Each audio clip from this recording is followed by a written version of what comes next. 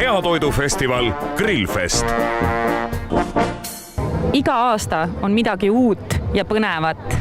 Aasta 2018 Grillfest, millega üllatate? Meil on siin veeattraktsioone lisandunud, need on väga turvalised, kõik on nähtaval. Välja toodud on kõik võimalikud variandid, mida võiks vaja minna ka perel omal kodus.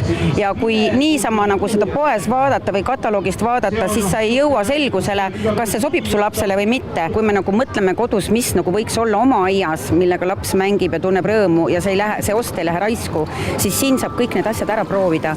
Ehk siis, kui me näeme, et laps sellel alal teatud turnikutel on rõõmus, siis me need ka aeda ostame. Uskuge mind, lasteala ei ole enam lasteala, see on pereala ja kes ei ole veel sellest aru saanud, siis järgmised Grillfest 2019 lasteala, tulge ja veenduge ise.